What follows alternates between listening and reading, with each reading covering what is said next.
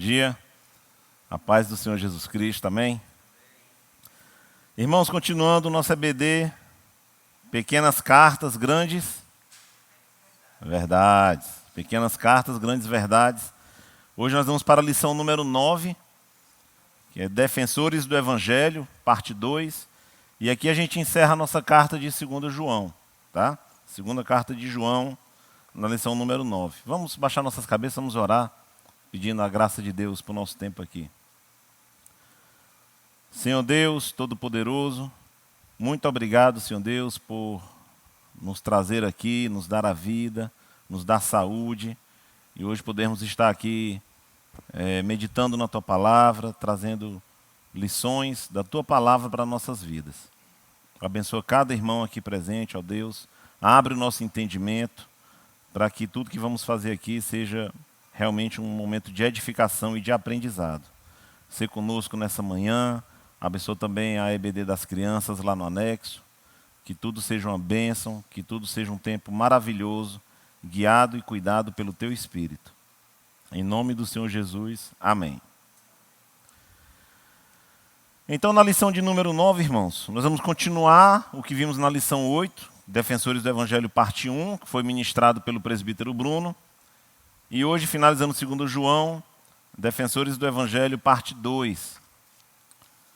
A mensagem de 2 João, projetada aí, diz que o amor cristão deve ser exercido com discernimento, quando o erro busca conquistar espaço na igreja.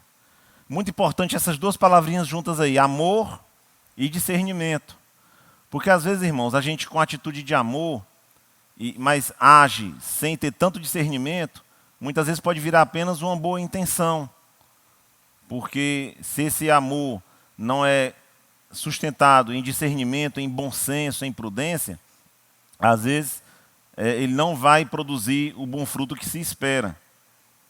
Especialmente quando se fala em erro na igreja. Porque nós vamos ver mais na frente que quando a gente entra em debates para defender o Evangelho, que é o nosso tema aqui, né, defesa do Evangelho, basta você navegar um pouquinho na internet, que você vai ver, por exemplo, muita gente buscando defender o Evangelho, sendo estúpido na internet, sendo grosseiro, sendo arrogante, porque entende que está com a verdade, e muitas vezes já vi isso muito, né? Trata com desprezo o outro que está no erro teológico. Então, por isso que é importante, quando a gente vai confrontar o erro, que está na mensagem aí, ó, o erro que tenta se infiltrar na igreja, é muito importante que a gente haja com amor cristão, exercido com discernimento, né? E esse discernimento faz toda a diferença. Na verdade, é o que faz a diferença, muitas vezes, entre um cristão que quer viver em amor, viver o amor de Deus, mas não tem maturidade, diferente do cristão que quer viver esse amor com maturidade. Porque às vezes o amor vai exigir que você deixe certas questões de lado, em outros momentos o amor com discernimento vai exigir que você confronte o erro. Então, em tudo isso aí, tem que haver essa junção, né, de amor com discernimento. Porque só boa intenção, né, só a vontade de acertar, não vai ser necessariamente eficaz contra o erro dentro da igreja. E a gente vai ver que esse erro não é só uma questão de disputa de doutrina, uma disputa teórica do que a Bíblia diz, né? Mas não, é algo que realmente influencia na vida cristã. Então, o amor cristão deve ser exercido com discernimento, quando o erro busca conquistar espaço na igreja. Interessante que no último encontro de casais, a gente falou um pouco sobre isso quando falou de casais serem maduros. O tema era maturidade cristã. Então, de novo, pode muitas vezes o casal estar buscando agir com amor, mas não ter discernimento. Isso não seria proveitoso, não vai ser proveitoso para a vida do casal. Assim também é com a igreja. Somos cristãos para andar em amor, mas em um amor com bom senso, com discernimento, com sabedoria, né? Outra palavra aí para discernimento. Nossos objetivos: saber, sentir e agir. Quero dar ênfase em algumas palavrinhas aí. No saber, você pode acompanhar. Ao cristão deve a todo custo permanecer na verdade e defender o Evangelho em toda e qualquer situação, evitando comunhão com quem distorce a verdade. Então percebam, nós devemos permanecer na verdade, um ponto. Defender o Evangelho, outro ponto. E o terceiro, que nós vamos falar mais na frente, é o mais difícil aqui, onde se requer mais sabedoria, que é essa questão de evitar comunhão com quem distorce a verdade, né? Muitas vezes isso é levado a uma situação que não traz edificação, que muitas vezes ofende ou magoa, ou a gente não percebe bem o cuidado que tem que ter com aquele outro que está em um possível erro doutrinário ou em uma heresia. Então vai ser interessante a gente debater e buscar aqui um entendimento sobre permanecer na verdade e defender o evangelho, resultando em evitar a comunhão com ímpios, né? É um desafio realmente para uma igreja que quer ser relevante, que quer fazer diferença, irmãos, essa ideia de você evitar a comunhão com a impiedade, tá? Sentir que estamos no mundo para dar testemunho, olha a importância aí, dar testemunho da luz do evangelho agindo em sua defesa, e não para amar as coisas erradas do mundo e andar de acordo com elas. Sempre os valores do mundo, essas coisas do mundo vão nos assediar, irmãos. Às vezes a gente vê muito isso, ainda mais nos jovens, né? Sempre assediado pelos valores ali do mundo, né? Pelas coisas que não agradam a Deus. Mas, na verdade, é uma coisa que ocorre para todo cristão, né? Essa luta, enquanto estamos aqui debaixo do sol, essa luta nós vivemos no mundo, mas não somos do mundo. E essa tensão aí, ela reflete assim, um dos grandes desafios da nossa caminhada na fé. É muito interessante observar que lá em Efésios 5:11, Paulo diz assim: não participem das obras infrutíferas das trevas, antes, porém, reprovai-as. Então, não é só não participar, mas é também denunciar. E aí vem o desafio para a gente na fé, né?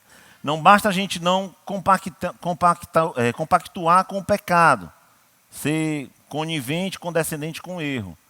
Mas Paulo diz que ele também deve ser denunciado.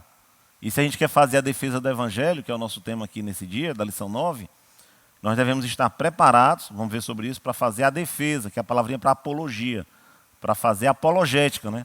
Para defender com argumentos, com racionalidade, tudo aquilo que a Escritura ensina. Essa é uma forma da gente denunciar o erro. No começo da minha caminhada, né, e vendo situações na igreja onde eu havia me convertido, tinha uma linha mais liberal em muitos aspectos, né? Eu saí dessa igreja e fui para a igreja onde eu conheci a Pati, né? Uma bênção para mim aí, né? Saí da igreja e fui para a igreja onde eu conheci a Pati. Dois extremos das igrejas, assim. Mas eu lembro que quando eu tive que dar o testemunho lá na frente, eu citei essa passagem aqui de Efésios 5:11, porque eu observei coisas muito, a meu ver ali, complicadas e antibíblicas, né? E claro, ao invés de eu ir fazer confusão lá na igreja, que tinha aquela visão, né? Eu saí em paz, né? Mas a minha ideia, conversando com aqueles que conviviam comigo, é que eu mostrava qual era o ponto, né? Eu tentei expor o erro, né? Reprovando aquilo ali. Então não bastava evitar, mas era importante também denunciar aquilo que se afasta das Escrituras. Porque esse é o nosso chamado, né? De defender o verdadeiro Evangelho. Tendo cuidado para não ser arrogante, vamos já falar disso aqui.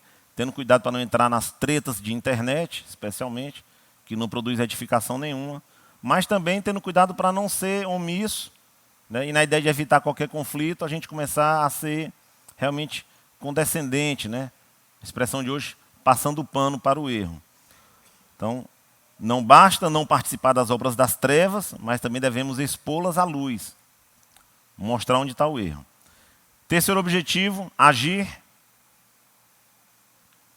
dando um testemunho verdadeiro de nossa vida transformada, a ponto de ganharmos autoridade para falar das verdades do Evangelho para outras pessoas em amor. Eu marquei 3 palavrinhas aí: testemunho, autoridade e amor, né? Quando nós realmente estamos dando um testemunho, irmãos, né, a gente realmente ganha autoridade, né, diante de Deus e aos olhos das pessoas, né? Você lê nos evangelhos que o que muito impactava aqueles que ouviam a mensagem de Jesus é porque ele ensinava como quem tem autoridade. É muito diferente, né? Evidentemente, nós não somos igual ao Senhor, né? Tinha um pastor antigo da minha igreja que dizia assim, né? Você não sabe o que é olhar nos olhos de alguém sem pecado. Então, com isso, ele queria enfatizar a autoridade de Cristo, né? Claro que nós não estamos nessa categoria aí. Mas as pessoas sabem, quando você é alguém que vive o Evangelho com integridade, que trata seus pecados com seriedade, Isso é muito visto especialmente dentro de casa, né? Pelos seus filhos, pela sua família. Se você realmente tem autoridade para falar em prol do Evangelho, né? A autoridade aqui não é perfeição, a autoridade aqui não é nunca errar, mas é a sua família poder olhar para você, ver suas atitudes, né? E perceber que ali tem alguém que está buscando andar com Deus com seriedade, que realmente busca intimidade com o Senhor, que é humilde para reconhecer quando erra. Então, se damos um testemunho verdadeiro, e esse testemunho nos faz ganhar autoridade, né? Isso vai ser o cenário adequado para a gente poder, no final do objetivo aí do Agir, ó, falar da verdade do Evangelho para outras pessoas em amor. E eu enfatizei essa palavrinha em amor, irmãos, porque quando a gente fala em defender o Evangelho e promover a fé, é muito fácil a gente sair do coração e ir para o fígado, né? O que é o fígado, né? É você começa falando, debatendo, né? Defendendo o Evangelho e as verdades da Bíblia com um bom propósito, mas daqui a pouco você já está num conflito, querendo mais derrotar o outro do que realmente expor a verdade, né? Querendo mais ter razão, vira uma briga de egos, né? E tudo mais, porque não é feito em amor, né? Vai ser feito mais na carne aí, né? Eu tenho que derrotar aquele cara nos argumentos, né? Eu tenho que mostrar para o meu pai. Eu lembro quando eu tentava falar de Cristo ali para o meu pai, né? E sempre aqueles argumentos ali. Daqui a pouco eu já estava com sangue nos olhos, querendo a todo custo enfiar umas verdades aqui goela abaixo, né? E aí perdeu todo o propósito, né? Você perde o foco, porque a verdade deve ser dita em amor, né? Se não tiver esse tempero do amor, não vai dar certo. Seja defendendo o Evangelho, seja dentro do casamento, seja na relação com os filhos, tem que estar ali temperado com o amor cristão. Senão vai virar só mesmo disputa de quem está certo e quem está errado, e um tentando enfiar a sua verdade na goela do outro. Irmãos, vamos fazer aqui um resuminho rápido nas lições 6, 7 e 8.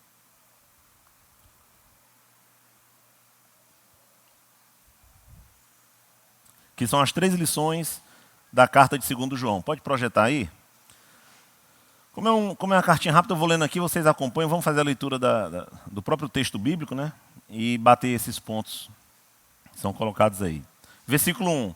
O presbítero, a senhora eleita e aos seus filhos, a quem amo na verdade, e não apenas eu os amo, mas também todos os que conhecem a verdade. Olha quantas vezes verdade vai aparecer em 3 versículos aí, ó. Por causa da verdade que permanece em nós, estará conosco para sempre. A graça, a misericórdia e a paz da parte de Deus Pai e de Jesus Cristo, seu Filho, estarão conosco de novo, em verdade e em amor. Então, o primeiro ponto aí, fundamentados na verdade, né? Em 3 versículos, verdade aparece aí 4 vezes, né? Quando isso acontece, não é à toa, há uma ênfase do que quer ser ensinado, né? Realmente é uma guerra pela verdade, pelo Evangelho. E no item 1.1 da eleição divina. E foi ensinado que essas marcas da eleição principais é o testemunho. Tem um debate se essa senhora eleita está se referindo à igreja, como uma metáfora, ou se realmente é uma senhora cristã, né? E os filhos dela eram os filhos que andavam na verdade. E há também até aquela visão que entende que é os dois. Era uma senhora mesmo, com filhos cristãos, mas em cuja casa se reunia a igreja. Então, mas tudo vai dar certo do mesmo jeito. Não faz diferença, né? Então, no item 1.1 da eleição divina, 1.2 do direcionamento da palavra, amor na verdade, e 1.3 da permanência na palavra, que permanece em nós. Então, havia uma união que era pela verdade. Não era necessariamente uma união por compatibilidade. E às vezes a gente confunde um pouco isso na igreja, né?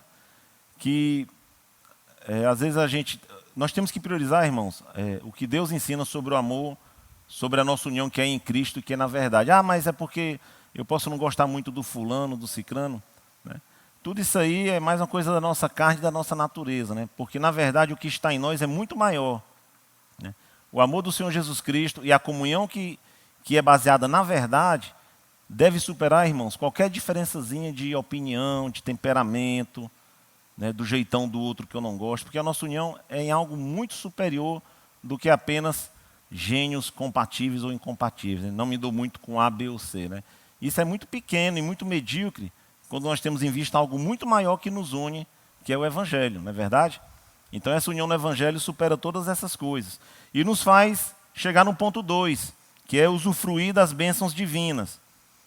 A bênção da graça, a bênção da misericórdia e a bênção da paz, né?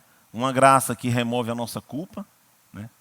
Uma misericórdia que nos tira do pecado, né? que nos faz ter uma comunhão com Deus que nós não merecíamos, né? E essa paz, né? Que excede todo entendimento, que nos leva a uma harmonia, a um descanso no Senhor, né?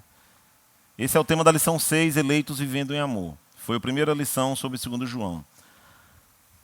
Na aula número 7, escolhidos para obediência. Observe, vamos ler do versículo 4 ao 6, diz assim: ao encontrar alguns dos seus filhos, muito me alegrei, pois eles estão na verdade, conforme o mandamento que recebemos do Pai.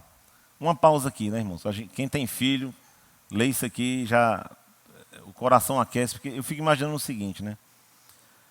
Imagina a nossa caminhada, imagina a alegria de você ver seu filho firme na fé, firme na palavra, né? Proeminente no sentido espiritual e bom, né? Proeminente na igreja. Eu acredito que isso é uma grande bênção para qualquer pai ou mãe, né? Assim como, por outro lado, foi uma experiência que eu tive recentemente conversando com outra família, que não é daqui, lá de Fortaleza, né? Dos pais vendo o filho totalmente desviado na fé, né? Que tristeza isso aí, que dor, né? Eu imagino, quando eu vendo essa situação e tentando me colocar no lugar, eu fiquei imaginando eu vendo meus filhos desviados, né?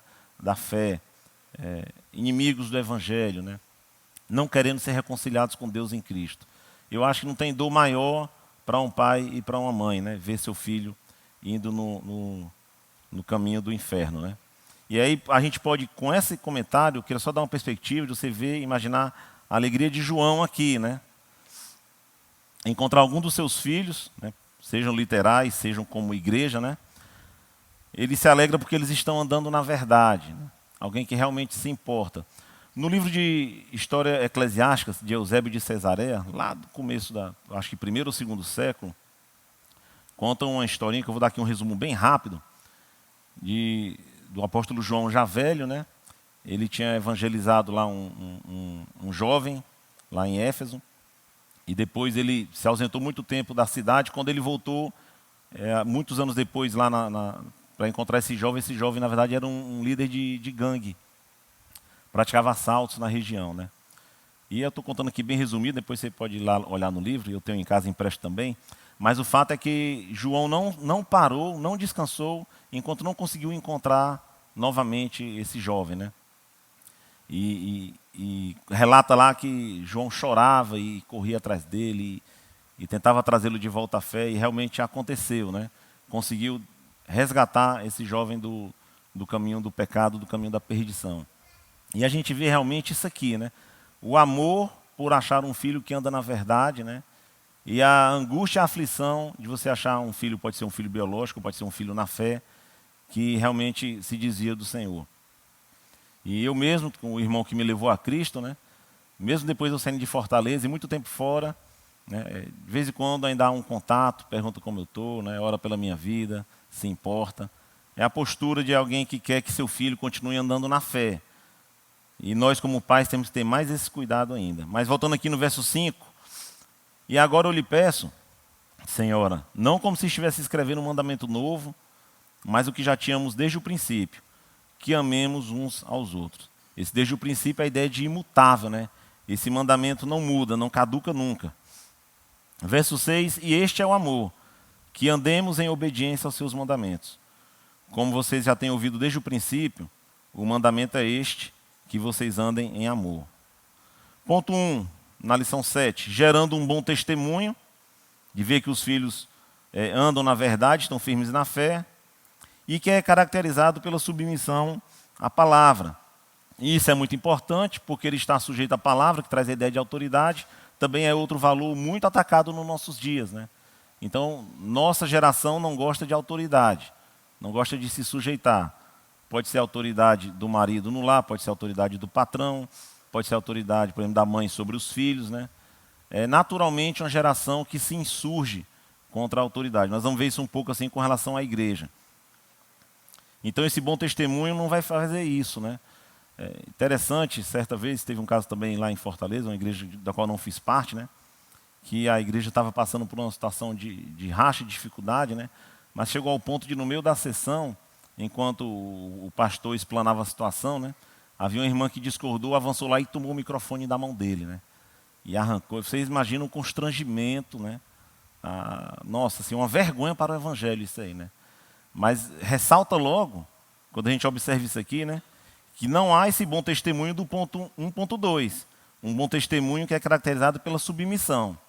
Seja a palavra e seja o próprio líder da igreja, né? E a palavra que manda, você está sujeito à autoridade. Então ali, quando uma situação dessa acontece, irmãos, não importa mais muito nem o mérito do problema, né? Porque só a ação em si de se rebelar já mostra onde está o nosso coração, né? Quantas vezes se eu me rebelo contra o meu chefe e me insurjo contra a liderança dele, já mostra onde está meu coração. Porque quando a gente está em comunhão com Deus, a gente não reage como um leão, né? A gente reage como um cordeiro. A gente reage submisso por amor ao Senhor. Voltando aqui, ponto 2.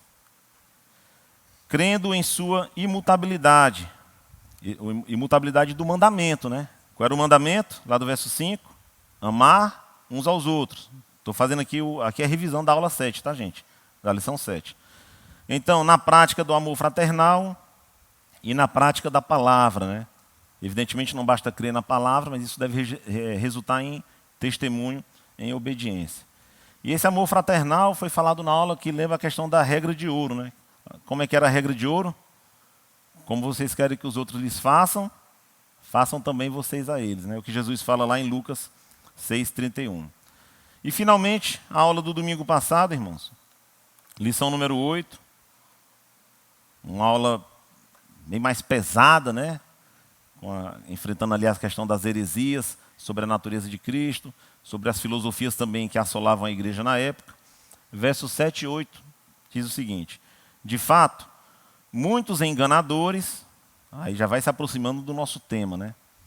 Para a defesa do evangelho. Muitos enganadores têm saído pelo mundo, os quais não confessam que Jesus Cristo veio em corpo. Tal é o enganador e o anticristo. Verso 8. Tenham cuidado, para que vocês não destruam o fruto do nosso trabalho. Antes, sejam recompensados plenamente. Pode colocar os pontos aí, meu irmão, por favor? Esses pontos aí, pode soltar todos, mas estão errados aí, tá? Acompanha pelo manual aí, irmãos, eu vou ler aqui, mas o que está ali não está batendo, não. O ponto 1 é alerta contra os falsos mestres. Nós também vamos falar disso na nossa aula, né? 1.1, você pode acompanhar na sua caderneta aí, no livrinho da EBD. Os falsos mestres são enganadores. 1.2, os falsos mestres são itinerantes. 1.3, os falsos mestres negam a humanidade de Cristo. E 1.4, os falsos mestres caracterizam o anticristo. Então, basicamente, um resumão aqui, esses falsos mestres eles misturavam o evangelho com mais alguma pitadinha de outra coisa, né? E o evangelho, irmãos, ele é de tal forma que se ele é acrescentado a mais alguma coisa, estamos diante de um grande problema, porque não vamos mais estar diante do evangelho puro, né? Inclusive foi uma das coisas que me impulsionou, por exemplo, na minha conversão, a sair do catolicismo, foram essas questões do evangelho e mais alguma coisa, né? Eu vinha de uma tradição católica, minha mãe tinha sido freira há muitos anos, né? E aí quando eu via que não era só Cristo, mas que havia um purgatório, onde eu poderia dar uma forcinha aí para chegar lá, né? Sofrer um pouco lá e tudo mais. Quando eu fui vendo essas coisas, né? Que não era apenas a graça, apenas o evangelho, aquilo ali me motivou, né? Foi uma das coisas que me acendeu assim, olha, isso não está de acordo com as escrituras, né? Porque a salvação é pela graça mediante a fé. Não há nada que se acrescente, nada que possa ser acrescentado à obra de Cristo. Então, eu estou falando aqui de salvação, mas em qualquer outro aspecto do evangelho, se nós acrescentamos aqui, como acontecia, né? Aspectos filosóficos, epicurismo, estoicismo, tudo aquilo que foi falado na aula passada, você vai ter o evangelho e algo mais, né? E esse algo mais vai enfraquecer a mensagem do evangelho, e lá na frente, a história prova isso, já vamos estar sem o evangelho e só com algo mais. Cuidado com esse novo, né? Cuidado com o que se acrescenta. Vamos falar disso na lição 9, só para ficar aí esperto, né? E no 1.3, quando fala que nega a humanidade de Cristo, é o que foi falado na aula passada pelo presbítero Bruno, né? Apolinarismo, nestorianismo, toda uma farofa, uma bagunça feita, né, nos debates acerca da natureza de Cristo. Tá? E tem 2, né, em vigília constante, para preservar o ensino apostólico, 2.1, e para receber a salvação. Então perceba que é um cenário realmente de batalha pela fé, né, uma batalha espiritual. E como nós devemos caminhar nessa batalha, é o que nós vamos ver aqui agora na nossa aula 9. Ainda nas as aplicações da aula 8. Vê se as aplicações estão projetadas aí, por favor, João. Certinho. A igreja sempre sofrerá ataques por parte dos falsos mestres, que surgem dentro e fora dos seus arraiais. O trabalho de ensinar a sã doutrina para as pessoas que pastoreamos é árduo e precisa ser feito com perseverança, né? ênfase nessa expressão aí, ó, dentro e fora dos seus arraiais, né? Dentro e fora da igreja. E, na minha percepção, os ataques de dentro são os mais complicados ainda, né? Porque o ataque de dentro ele vai ser mais dissimulado, né? O de fora, de repente, aquele que ataca o evangelho, ou ele é um ateu, ou ele é um satanista, ou ele é algo que você rapidamente identifica o erro, né? Porque é muito gritante, é muito anti-bíblia, né? É muito fácil de enxergar. Mas quando o ataque é de dentro, né? Quando o ataque é dissimulado, é alguém que diz assim, você é o ponto fraco de Deus, e algo do tipo, né? Aí é muito mais difícil você identificar e evitar esse tipo de erro, né? Ele é um erro mais sedutor, até porque ele pode ter pitadas de verdade na frase, no ensino. Então ele pode ser um ataque feito por famosos pregadores de internet, né? Mas também pode ser feito por pessoas que apostatam da fé. Eu particularmente tenho observado, é interessante, né? Pessoas que eu sigo, que eram meus amigos de outros tempos de caminhada em outras igrejas, né? Que o cara, ele não só quando ele abandona a igreja, imagina o crente normal aqui e tal, aí ele se desvia, né? Ah, não creio mais nisso, não, tá ali. Pronto, sai da igreja. Eu tenho percebido que aqueles que saem, muitas vezes ele não só sai e vai viver a vida dele com os novos valores que ele crê. Não, ele sai, mas precisa estar constantemente atacando a igreja de Cristo, né? Parece que a pessoa sai com um ressentimento, né? Sai com uma mágoa. Na verdade, ela sai se rebelando contra o Senhor, né? Falando nisso aqui, eu penso bem num amigo que eu tinha, não é mais conhecido, né? Que as redes sociais dele hoje é só para atacar a igreja, né? Para mostrar um pretenso erro que ele viu na Bíblia, ou se de repente algum pastor famoso cai em pecado, ele já coloca lá e já bota que é todo mundo. Então a pessoa se torna realmente um ressentido evangélico, né? E passa a realmente virar um militante antibíblico. Tá? Ponto 2 aí da aplicação, o nosso completo galardão vem de Deus. E Ele nos dá condições para fazermos sua obra. Dentre elas, a proclamação fiel do Evangelho de Cristo, fitos no grande tesouro que temos nos céus. Sobre essas aplicações, irmãos, eu me lembrei de 1 Coríntios 15, 58, que diz, sejam sempre dedicados à obra do Senhor, pois vocês sabem que no Senhor o trabalho de vocês não será inútil. Então, nós devemos, irmãos, perseverar nessa batalha pela fé, não desanimar, crer que o Senhor é quem nos capacita e crer que Ele dará a recompensa no seu tempo oportuno, né? Isso é com o Senhor.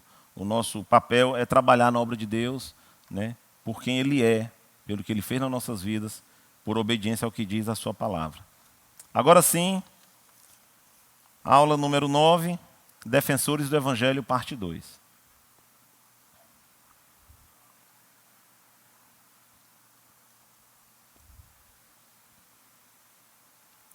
Versículo 9. Todo aquele que não permanece no ensino de Cristo, mas vai além dele, não tem Deus. Afirmação forte aí, né? Quem permanece no ensino tem o Pai e também o Filho. Se alguém chegar a vocês e não trouxer esse ensino, não o recebam em casa, nem o saúdem. Forte aqui também, né? Vamos debater isso aqui. Verso 11. Pois quem o saúda, uma consequência do 10, né? Pois quem o saúda, torna-se participante de suas obras malignas. Então, olha o 10 aí. Ó. Se alguém chega a vocês e não trouxer esse ensino, qual é o ensino? O ensino de Cristo, está lá no verso 9. Ó. Se alguém não traz o ensino de Cristo, não o recebam em casa nem o saúdem, para que você não seja participante dessa pessoa que promove o erro. Tá? Essa é a ideia. Introdução. Nossa preparação é para que estejamos prontos para defender e dar a razão da esperança que está em nós. Se nosso vizinho diz, eu percebo que você é um cristão, no que você acredita? Você está pronto para explicar não somente em que você acredita, mas também o porquê de você ir acreditar nisso? Pausa. Abra sua Bíblia aí em 1 Pedro, capítulo 3, versículo 15. Tem microfone aqui embaixo, João? Tem? Pode descer o microfone, por favor?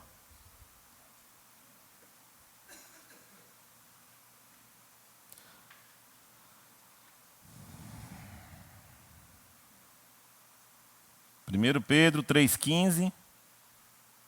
Vê um voluntário para ler. Júlia, lê para a gente, por favor. Olha só que interessante essa passagem, meus irmãos. Sobre isso que a gente leu agora.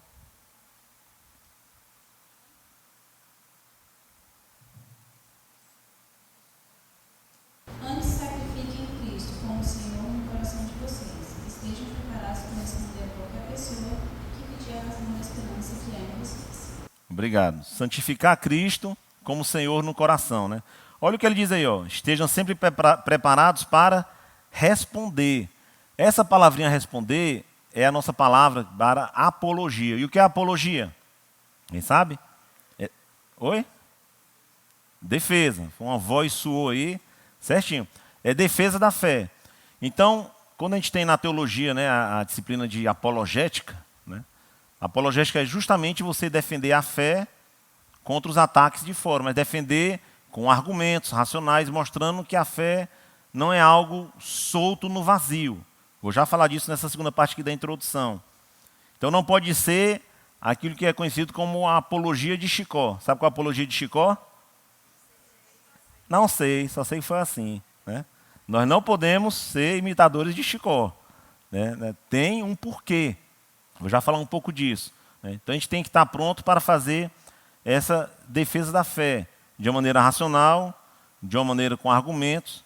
Não significa que todo cristão deve ser um teólogo altamente preparado, não seremos todos assim, né? E também não tem problema, mas todos devemos ter intimidade com as Escrituras, a tal ponto que a gente tem condição de defender a nossa fé. Né? O que é que volta agora dia 20 de setembro? Quem é que lembra aí? Pati. OANSE. O que é o OANSE? Obreiro aprovado, não sem vergonha. Está onde? 2 Timóteo, né? Por que eu citei isso? Do que ele não se envergonha? Por que ele não se envergonha? Porque ele maneja bem a palavra da verdade. Então, isso é para todo cristão, irmãos.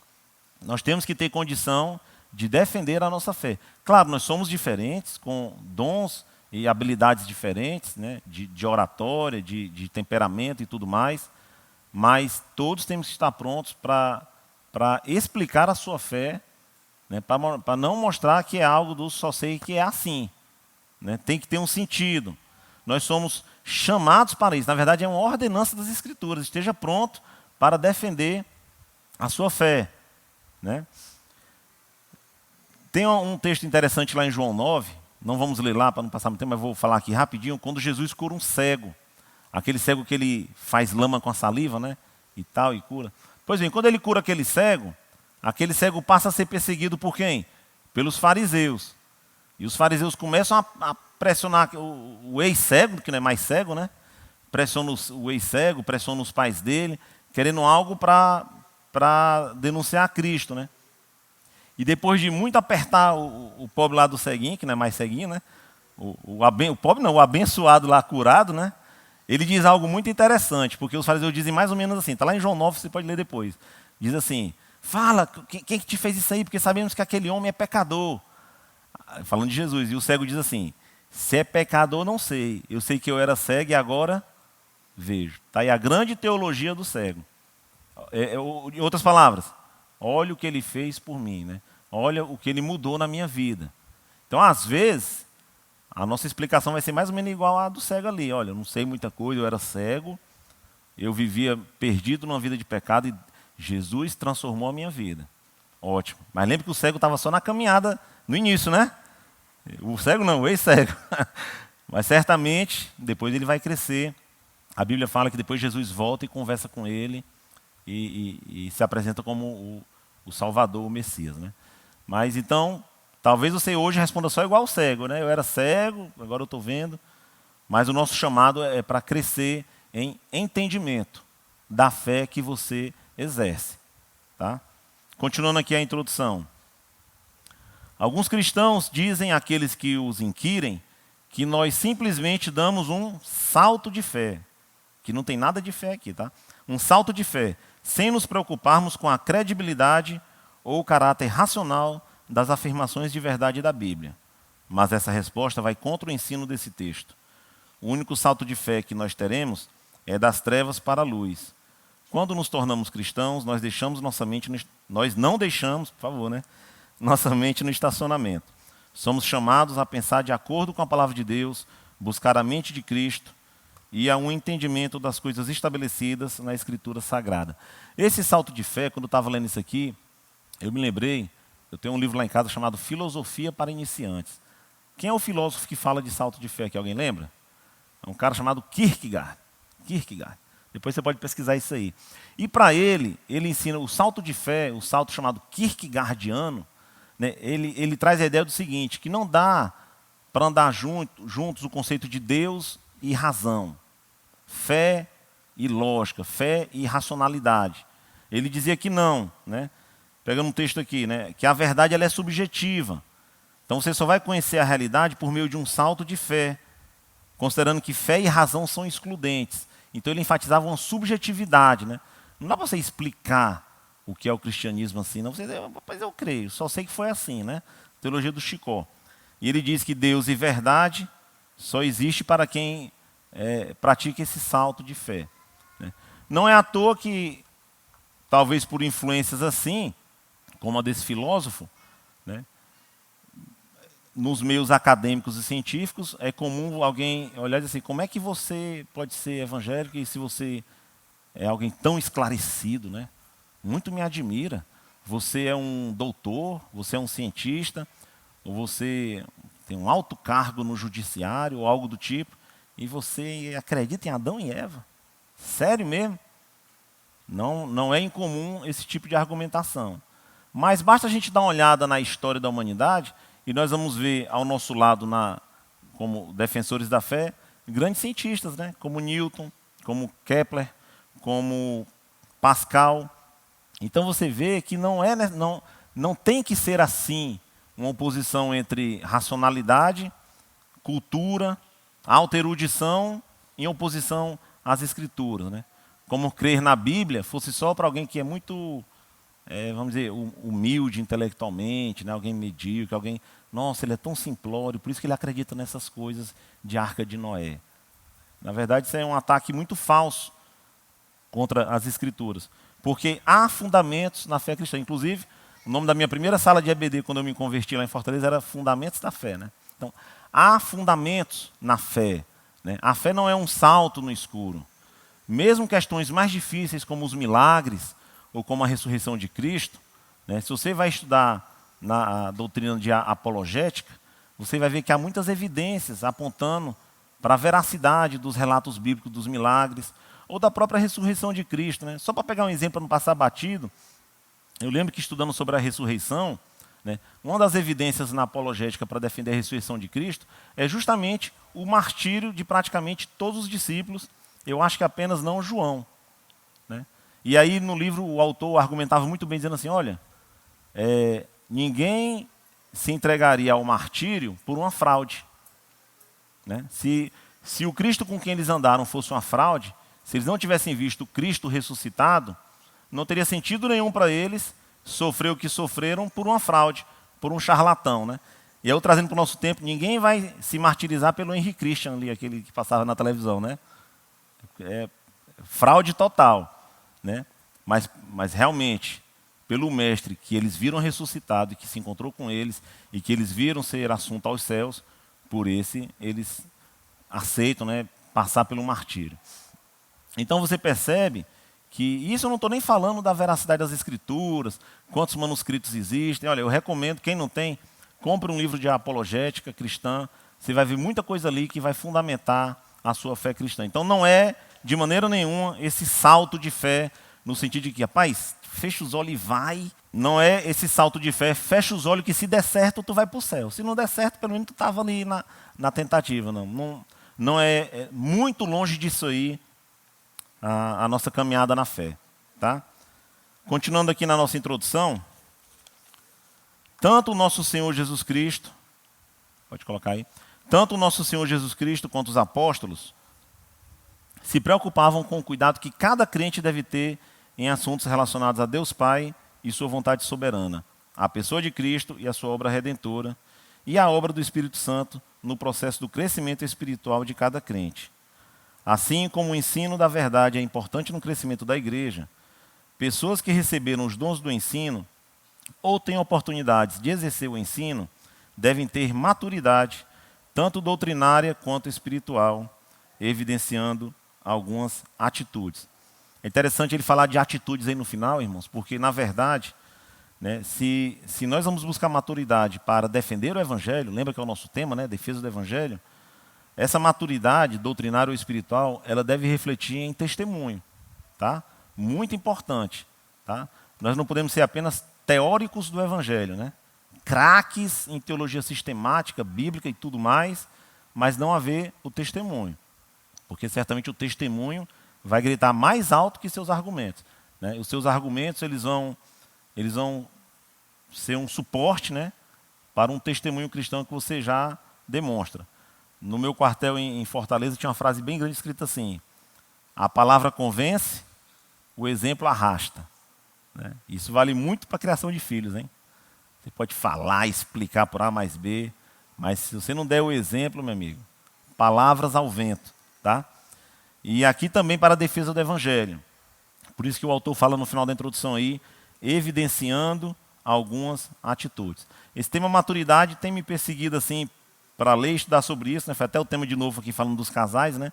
Maturidade no casamento, porque realmente é o que se espera, irmãos, que nós como cristãos não fiquemos estáticos assim. O cristão tem que estar sempre crescendo, né? Crescendo na palavra, crescendo na comunhão, crescendo nos relacionamentos da igreja. Né? Nós não podemos estagnar e ficar ali num marasmo espiritual. Tá? Ponto 1. Vamos passar aqui pelo ponto 1 e aí nós vamos para o nosso intervalo. Alertas contra os que ultrapassam o Evangelho. Talvez o termo grego proagon, não sei se é assim que pronuncia, que significa caminho de novidades, ou ir além do que se deve, confirma a preocupação do apóstolo João. Todo aquele que vai além do que já foi ensinado, diz João, não permanece no ensino verdadeiro. E aqui eu vou voltar ao que eu falei no começo na introdução. Irmãos, a gente tem que ter muito cuidado com o novo. Tá? O pastor fala muito isso aí. Né? Nós sempre precisamos ouvir as verdades antigas, que a gente teima em esquecer. Né? No Evangelho, nas Escrituras, na realidade bíblica, vamos dizer assim, né? Uma área do conhecimento onde não se cabe inovação. Né? É curioso, mas é assim que é. Porque o cânon está fechado, as verdades bíblicas estão estabelecidas. Então, toda vez que alguém surgir com alguma novidade, já liga o seu radar de borogodó. Sabe o que é borogodó? BO. Né? Cheiro de heresia ou falsa doutrina chegando aí. Ligue seu radar de borogodó. Porque eu lembro que eu acompanhava um grupo, uma banda de música que gravava de CDs e tudo, que era de uma igreja. E aí eu fui ouvir uma música dele e dizia assim, o refrão era mais ou menos assim, eu não vou cantar, não vou dar esse desprazer de vocês me ouvirem cantando aqui. Mas a letra dizia assim, uma nova visão do reino de Deus, uma nova visão da vontade do Pai. Eu falei, rapaz, quer dizer então, eu pensei, nós estamos há 2000 anos já de história cristã, e agora com 2000 anos surgiu uma mente iluminada, que enxergou uma nova visão, agora vai. Até aqui estava todo mundo errado aí, meio tropeçando, mas esse pessoal aqui descobriu uma nova visão da vontade do Pai, que agora nós vamos ver o Brasil transformado. O Brasil é de Jesus, né? Vamos ver o Brasil transformado. Irmãos, além de ser, pode até não ser a intenção, além de ter muita arrogância numa frase dessa, né? Ainda é um chama para o erro, né? Tudo bem, a pessoa pode querer dizer que não, porque agora nós estamos entendendo, e sei lá, dá uma encaixada ali. Mas a lição que fica é, cuidado com esse negócio de nova visão, um novo entendimento, né? Um novo caminhar que nós agora descobrimos. Olha, eu vou contar para vocês aqui uma história, isso foi, é incrível, é real, assim. Eu acho que eu estava até com a Paty no carro esse dia, eu encontrei um irmão, a gente morava em Campo Grande, e a igreja lá, a gente tinha saído e a igreja tinha trazido um desses enlatados americanos, um esquema de crescimento de igreja lá, né? Eu não lembro bem como é que era, tinha várias. Eu já fiquei fora, já não tinha muito saco para isso. Aí tinha vários esqueminhas, como fazer as reuniões, várias regrinhas humanas, né? Para a coisa, agora vai dar certo, a igreja vai crescer. Mas o que me impactou, a Paty vai lembrar disso, foi que eu encontrei esse irmão, que era um dos proponentes, um dos que estava fazendo o curso, e ele disse assim para nós, olha, tudo bom, ele um cara muito legal, um cara muito simpático.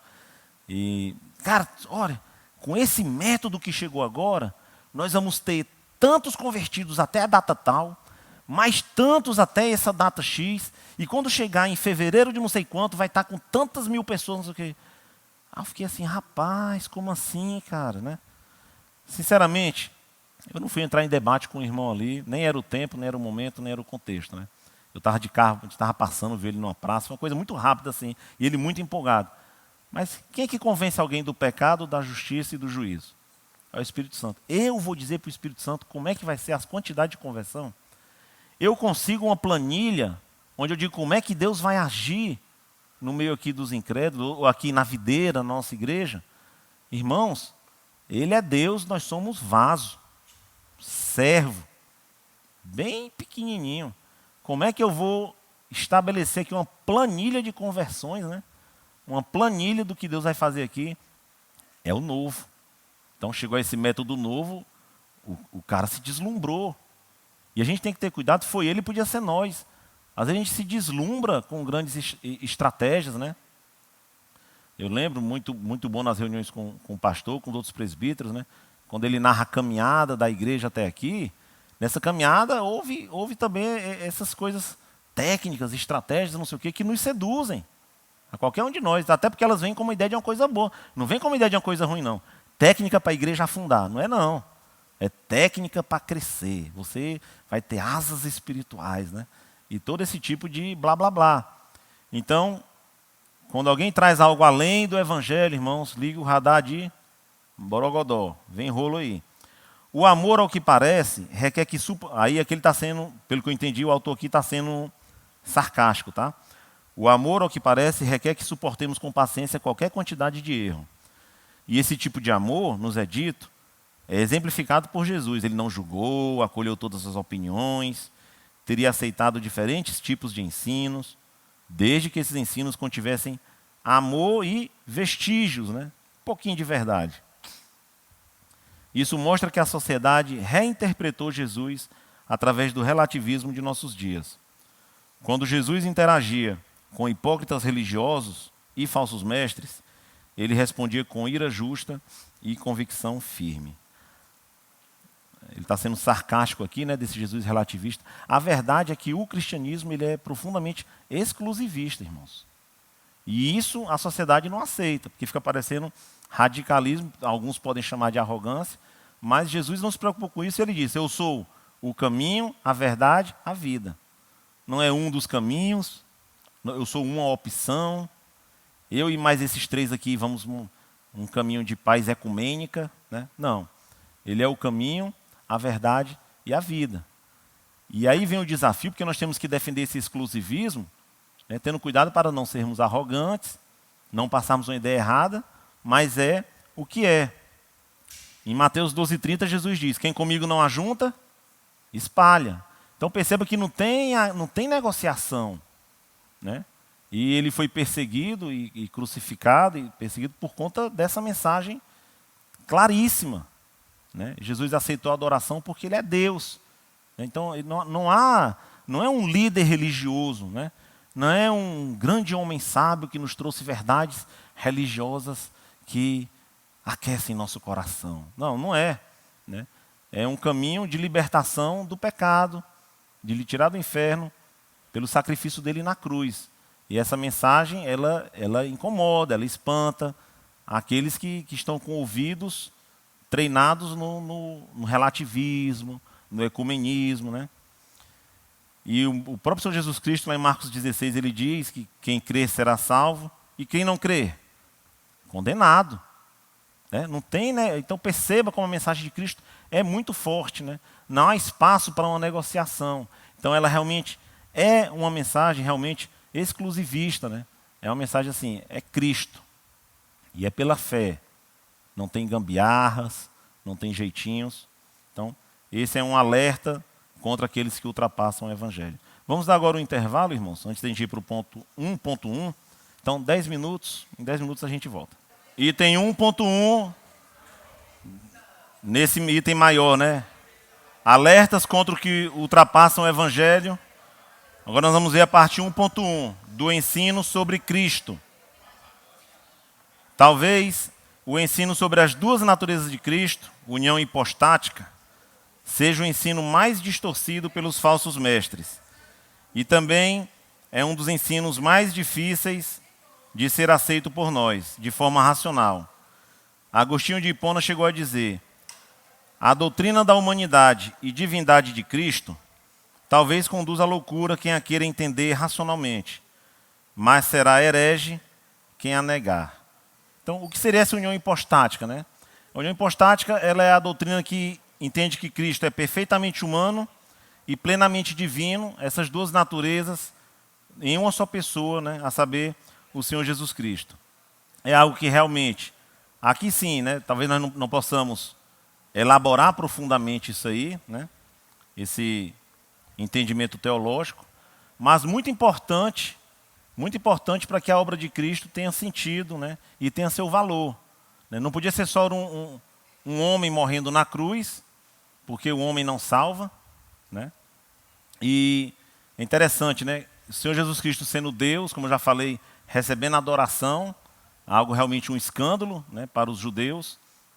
Então, nessas dificuldades surgiram ali as várias heresias tentando explicar ou inventar algo sobre a questão da natureza de Cristo.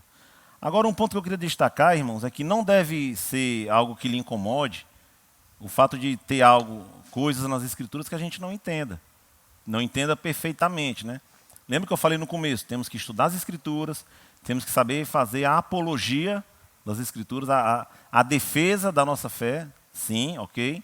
Mas não quer dizer também que nós vamos entender tudo profundamente, porque se a gente soubesse tudo sobre Deus, ele não seria Deus. Tá? Nós sabemos sobre Deus o que ele nos revelou nas Escrituras. Né? Muito pouco espaço para nossas divagações filosóficas, tá? Mas aquilo que as Escrituras apontam. Então, voltando, né? Ah, nossa, esse negócio da natureza de Cristo eu não entendo, e você começar a ficar meio perturbado com isso aí, não fique.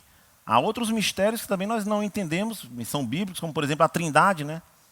Você explicar a Trindade profundamente não é uma tarefa fácil, né? Coisas que eu acho que talvez nós só vamos entender perfeitamente na glória. Por exemplo, caminhar lado a lado a soberania de Deus e a responsabilidade humana, né? Como se explica isso aí de uma maneira profunda aqui? Eu de tudo que eu já li e estudei e de outros teólogos e livros de teologia, não dá-se alguns princípios, mas a explicação profunda, talvez, só na glória, né? O próprio Deus encarnar, né? Deus chorar, ter necessidades e tudo mais, né? São mistérios profundos, né? Então, também a natureza de Cristo, né? A sua união hipostática também é um mistério, mas de novo, isso não deve nos incomodar, mas entender que nós devemos, na defesa do Evangelho, né, estar alinhado com as Escrituras e sabendo que tem coisas que as Escrituras não vão nos dar detalhes profundos, né? Então, mais ou menos, falar onde ela fala e calar onde ela cala, né? Não podemos inventar nessa questão aí. Prosseguindo nesse ensino sobre Cristo, João insiste, ainda no item 1.1, que todo e qualquer ensino que vá além do que ele ensina, lembrando que nessa época o cânon das Escrituras não estava fechado ainda, né? Mas João, sendo um apóstolo, né, com autoridade apostólica, né, poderia trazer doutrina. Hoje em dia, se alguém trouxer doutrina, mande ele e catar coquinho, né? Hoje ninguém pode inventar a doutrina, trazer uma doutrina. João tinha essa autoridade, tá? Voltando aqui. Que valendo o que ele ensina sobre a pessoa de Cristo, a senhora eleita, a igreja, deve ser combatido com urgência e cautela pela igreja e seus membros. Todo mestre que ensina sobre a obra de Cristo, mas nela não persevera, não deve ser aceito pela igreja. Né? É forte, é onde vai entrar daqui a pouco no verso 10, aquela ideia de não receber em casa. Nós vamos já falar sobre isso. Mas um ponto importante aqui, irmãos, que eu queria realçar é o seguinte, né? Vou falar aqui do Brasil, mas eu acho que qualquer país tem, mas é o seguinte: brasileiro gosta de opinar sobre tudo e estudar sobre nada. Né? Isso aí. Opinar é comigo mesmo. Deixa eu dar meu pitaco nessa discussão aqui da internet. Né? Eu acho que... E aí eu vou falar bem bonito para parecer que eu sou muito conhecedor. Né? Mas estudar mesmo é sobre nada. Né? Eu acompanhava um filósofo que já morreu, que ele costumava dizer assim, olha, uma pessoa só devia publicar algo na internet depois dos 40 anos. Porque o que ela pensa e fala até os 40, geralmente é besteira. E muitas vezes, interessante, eu não quero ser duro aqui, mas às vezes o jovem especialmente, ele não entende isso aí. Né? E meus filhos ali, os mais velhos já na adolescência ali, né, e tal. E uma vez eu vi eles debatendo com um fervor, né, sobre o quê? Sobre a economia internacional, Coreia do Sul e Estados Unidos. Aí eu falei, rapaz, eu não sei isso aí. Né? Mas era com autoridade, e um se zangando com o outro, porque o outro... Percebe que, aí eu digo, sai do coração e vai para o fígado, né? Sai realmente de entender, que às vezes é um debate onde não se busca entender, se busca impor a sua visão sobre esse outro miserável que ele tem que saber que eu é que sei. Né? Então, muitas vezes, nessa questão de doutrina e de defesa do evangelho, a gente pode descambar para esse lado, né? E aí eu chamei eles e falei, pai, o que você estudou realmente sobre Coreia do Sul? Não, pai, porque não sei o quê.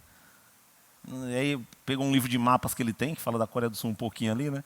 Mas perceba, né? Nós precisamos ter fundamentação, né? Não debater por debater. E às vezes o jovem ele não entende isso, né? Também peguei uma discussão profunda também dos mesmos personagens sobre o Islã. Ó, é fácil o Islã, né? Você debater sobre o Islã, né?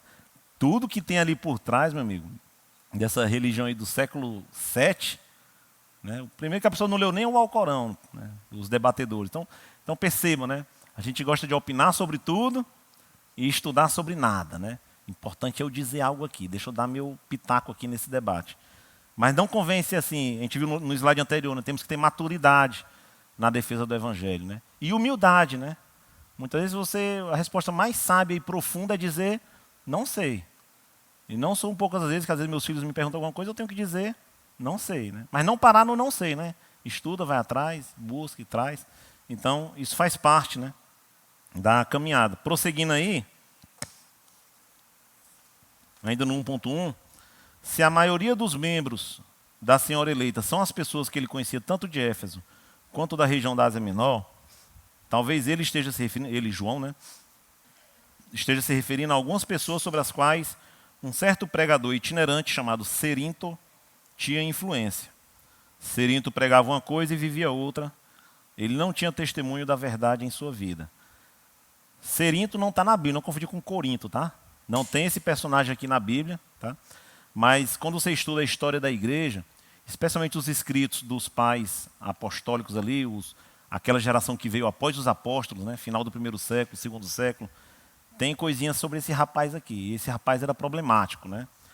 Ele ensinava heresias sobre Cristo e tinha uma vida licenciosa, né? De sensualidade, pecaminosa. Por isso, muitas vezes, que o autor do livreto aqui, ele aponta a importância de que a doutrina correta gere uma vida cristã correta, né?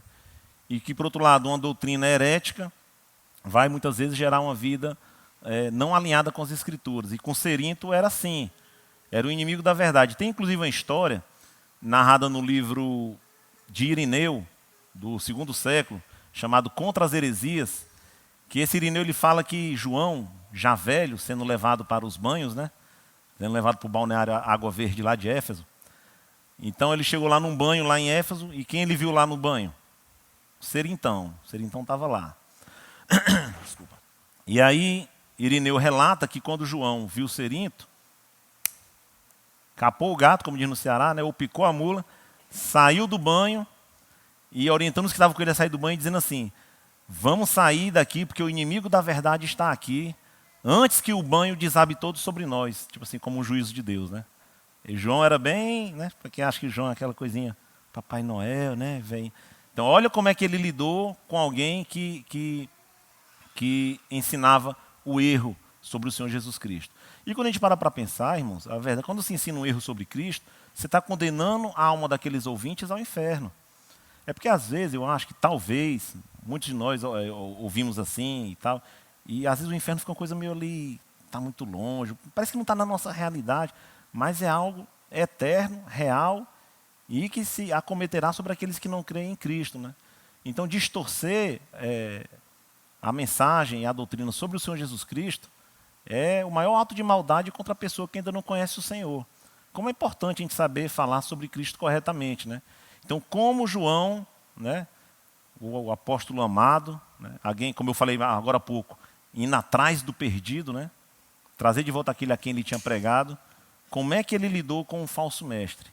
Uma coisa é alguém estar apenas no erro, outra coisa é alguém que é um disseminador dessa heresia. Esse relato está no livro de Irineu, tem também num livro muito bom chamado História Eclesiástica, de Eusébio de Cesareia. Quem não tem, vale a pena comprar, está no Kindle Ilimitado ali, que é de graça, né? E tem todos esses relatos, é onde eu mais vi relatos assim da história da igreja logo após a morte dos apóstolos, né? Pois bem, talvez o apóstolo Paulo se refira a esse grupo de Cerinto e de Alexandre que é o latoeiro, que abandonou a Paulo, em 2 Timóteo 3, de 4 a 5. Os adeptos desse grupo são traidores, atrevidos, mais amigos dos prazeres do que amigos de Deus. Têm uma piedade aparente, não é verdadeira, né? Mas não têm o poder da piedade que procede de Deus. Aqui vem um ponto que eu sempre achei importante a gente pensar o seguinte: doutrina importa? É muito, né? E a gente pode às vezes cair no erro de achar que doutrina é só teoria, né? Mas não é. Jesus ele diz: olha, vocês examinam as escrituras porque elas fazem o quê? Testificam de mim. Então ele mandou e constatou que tem que ser examinadas as escrituras. E aí, uma vez que você examina as escrituras, que é doutrina, lembrando que doutrina é a mesma palavra para ensino, tá? Uma vez que você mergulha no ensino, Jesus diz também: quem tem os mandamentos, ou seja, quem tem a doutrina, quem tem o ensino, e obedece, esse é o que me ama. Então perceba que até o nosso próprio amor pelo Senhor Jesus passa por conhecer a doutrina e praticá-la. Então a gente tem que ter cuidado para não cair nesse engano, que não é difícil de se encontrar por aí, né? Ah, não quero saber Bíblia, eu quero amar, né? Muita Bíblia, eu já vi que gente que estuda muito a Bíblia vira só um teórico ali e tal. O importante é amar. Me mostra a Bíblia que você está lendo, eu vou mostrar minhas obras de amor, né? Mas essas coisas não têm que ser opostas, não. Muito pelo contrário, né? É você ter a Bíblia que você ama e crê e pratica, e isso resultar em amor.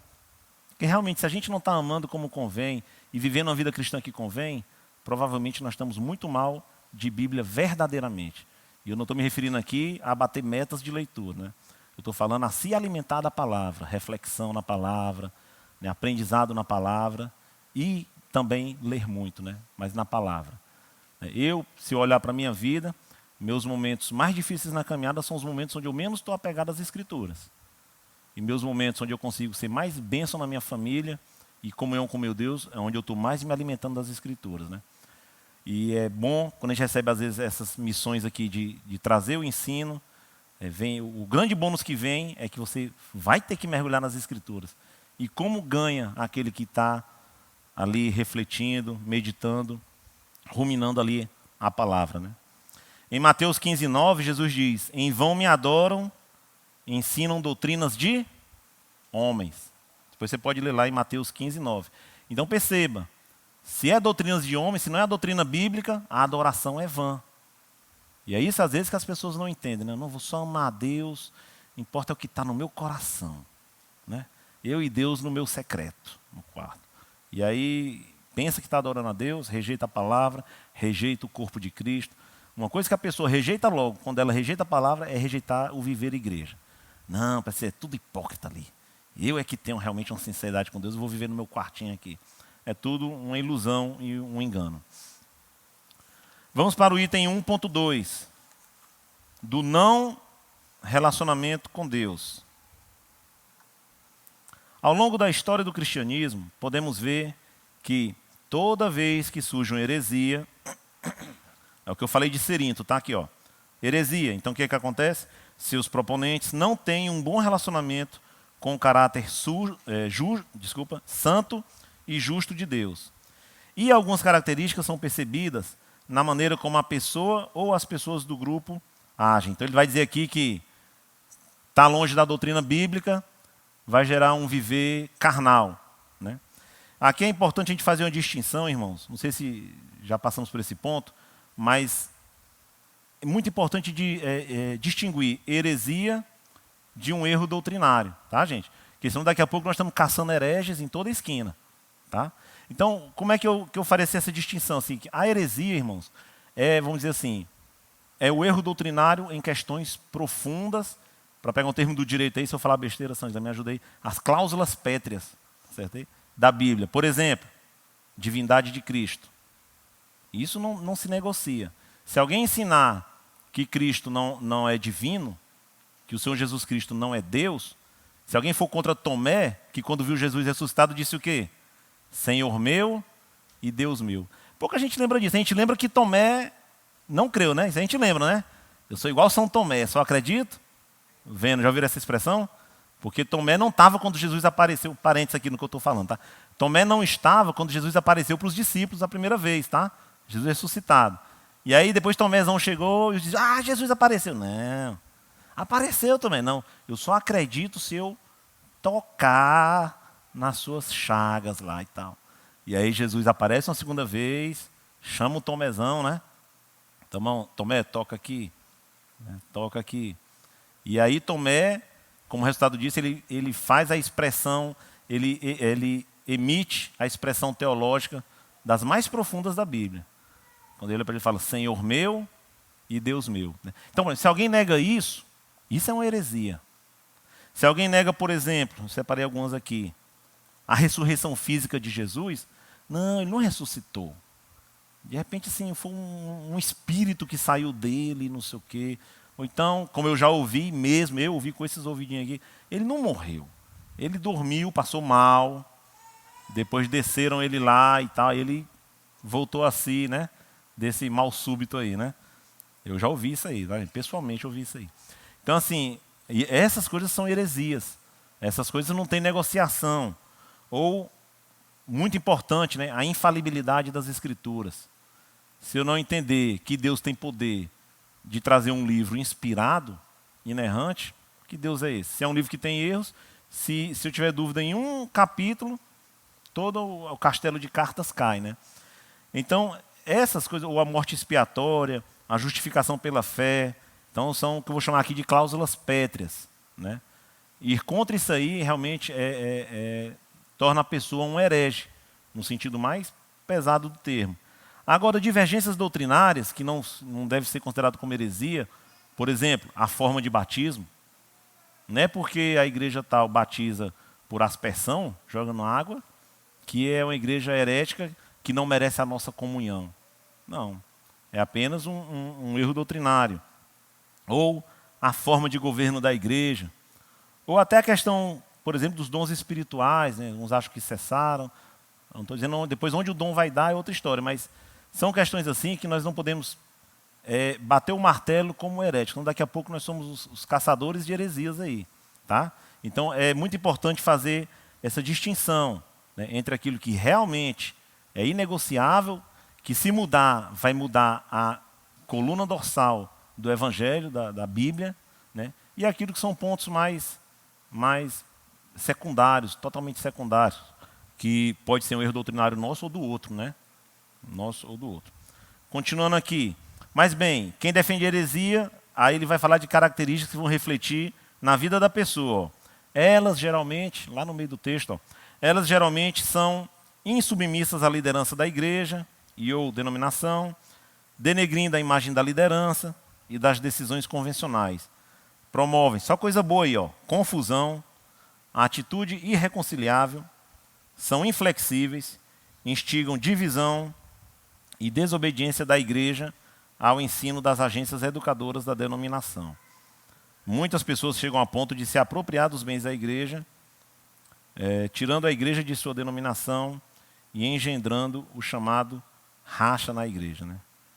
Quem já passou por isso aí, de ver a igreja rachando e dividindo, né? É algo assim muito triste. É realmente uma derrota para o evangelho, né? Às vezes até independente do mérito da coisa, mas só em uma igreja não conseguir mais andar junto, e irmão vai para cá, o outro irmão vai para lá, é algo muito triste. Eu queria só tecer alguns comentários sobre essa questão, irmãos, que eu busco viver isso aí. Às vezes você pode estar numa igreja e você não concordar com coisas mais secundárias, você consegue continuar, ótimo, né? Mas se você entender que é o ponto de sair e buscar outra igreja, saia na paz. Não cause confusão na igreja, né? Se a igreja como um todo está de acordo com a visão da liderança, se a igreja está seguindo, nosso Deus é um Deus de paz, não é um Deus de confusão, tá? Então, certamente, na multiforme graça de Deus, né, temos igrejas de vários estilos, igrejas ainda boas, saudáveis, me refiro a elas, né?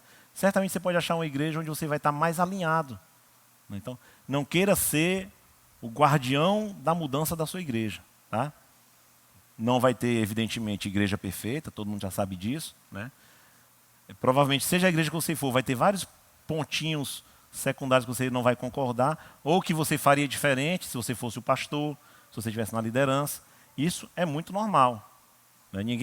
Dificilmente vai estar alinhado 100% com tudo da igreja, até porque a igreja, liderada por homens falhos, vão às vezes tomar decisões ruins,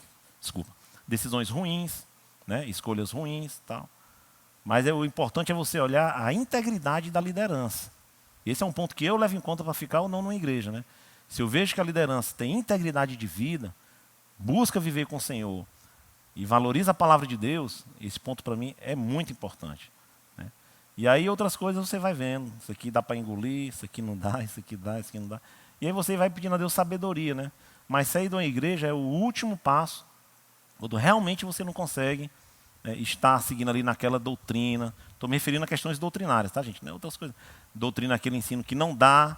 E aí você, se precisa sair, lembra que a gente falou de maturidade, né? Converse com a liderança, seja honesto, abre o coração e vai na paz. E talvez um dia até você volte, porque a gente muda, gente. Certamente, eu brigava por certas coisas com 22 anos, que hoje eu olho para trás e eu vejo como eu era bobo. Por isso só pode escrever alguma coisa a partir dos 40. Né? Mas hoje com 45 eu olho para os 40 e já vejo, o Petrônio de 40 era meio... viajava aí, algumas coisas aí, né? Enfim, e assim é a nossa caminhada, né, irmãos? A gente vai amadurecendo, tá? Vamos em frente. Antes disso, abra sua Bíblia em Romanos 16 e 17. Onde é que está o microfone? Júlia. Ah, não, né, Júlia? Alguém comigo? Passa para o Henrique ler para nós aí. Dá para ler, Henrique? Romanos 16, 17. Peço, irmãos, tenham cuidado com aqueles que causam divisões e põem obstáculos ao ensino que vocês aprenderam. Afaste-se deles. Causam divisões, por isso que eu digo, né? Nunca divida a igreja, né? Se der para sair na paz, saia na paz. Mas aqui a ideia de doutrina é causam divisões e põem obstáculos ao ensino, né? Então aqui é uma dificuldade doutrinária. E qual é a recomendação de Paulo? A gente toma cuidado, tem que fazer o quê? Afastem-se deles.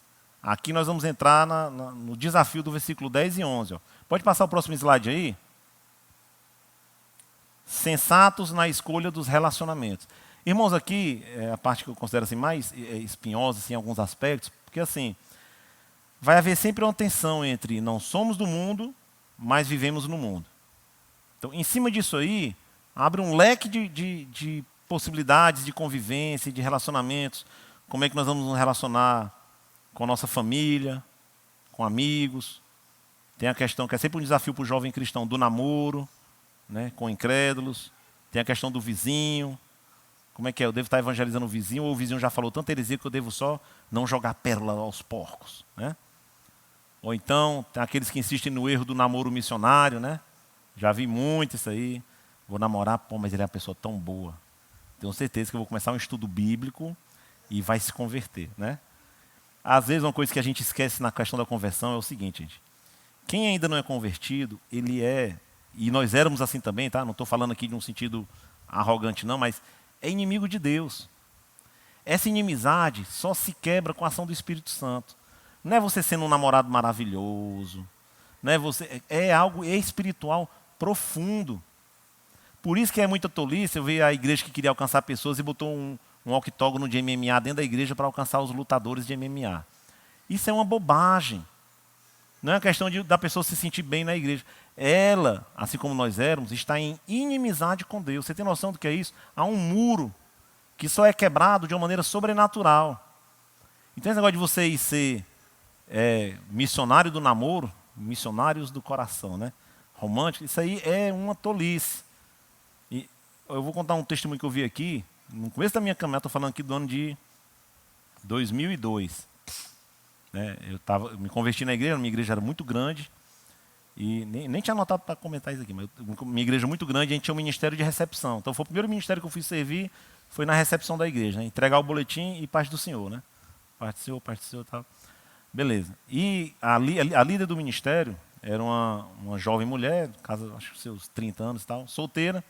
A mulher, uma bênção assim, um testemunho, um negócio assim. Era muito bom servir nesse ministério com ela, né? E a pessoa agradável e tudo. E aí ela iniciou esse namoro missionário, né? Para nós foi, na época ali foi um choque assim, né? Ela começou a namorar com um rapaz que inclusive era de um péssimo testemunho. Onde é que terminou essa história? Nesse caso aí a história terminou com ela fora da igreja, né? Se desviou.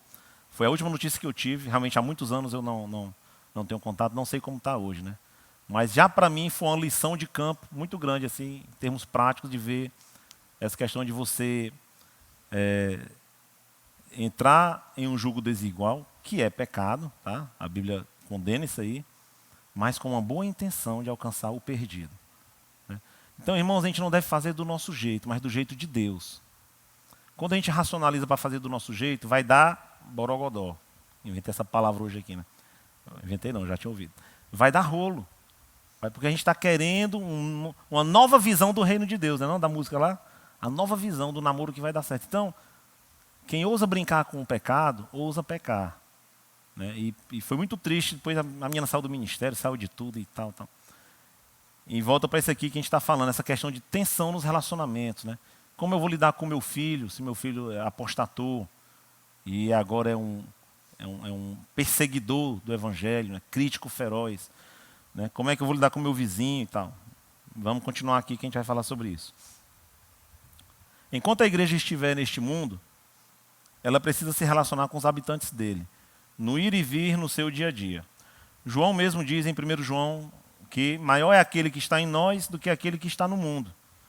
Pedro também afirma que estamos no mundo, mas não pertencemos a ele, porque somos peregrinos e forasteiros neste mundo. Jesus falou que seu reino não é deste mundo. Então, como eu falei, essa tensão entre não somos deste mundo, mas não conseguimos viver numa bolha, né? Vivemos neste mundo. E aqui vai precisar da gente buscar aquilo que a gente viu lá nos objetivos, lá na frente dos slides, a questão do discernimento, do bom senso. Porque, infelizmente, irmãos, e isso a gente só aprende também com a maturidade, com a idade que Deus vai nos dando na caminhada da fé, infelizmente, nem tudo é preto no branco. Aliás, quase poucas coisas são preto e branco. Na nossa vida debaixo do sol tem muitas áreas cinzas. E é nessas áreas onde nós somos desafiados a sermos fiéis a Deus, buscando discernir as situações ali, cada contexto. Nós queremos um manualzinho, mas não tem esse manual para várias e várias decisões da nossa vida. Então, nós somos desafiados a agir com bom senso, com maturidade, buscando conselhos, porque vai ser difícil você viver esse relacionamento de uma maneira que agrada a Deus, se você não estiver buscando sabedoria. Prosseguindo aqui, 2.1. Tá, ok lá? Peraí. Isso. Evitando comunhão com quem não guarda a palavra. Quem não guarda a palavra de Deus, realmente pode se tornar uma companhia perigosa para o crente fiel, porque a luz deve prevalecer sobre as trevas. Daí a importância de o crente dar seu bom testemunho no trabalho, ou onde quer que for, a quem ainda não abraçou a fé na pessoa de Jesus Cristo. Com algumas atitudes, como por exemplo, ser criteriosos com o que fala, ser fiel no trato. A nossa palavra não deve ser dobre, né? Deve ser uma palavra sim, sim, não, não. buscar sabedoria em Deus e não perder as oportunidades de pregar o Evangelho. Deixe sua Bíblia aberta no nosso livro, que é 2 João.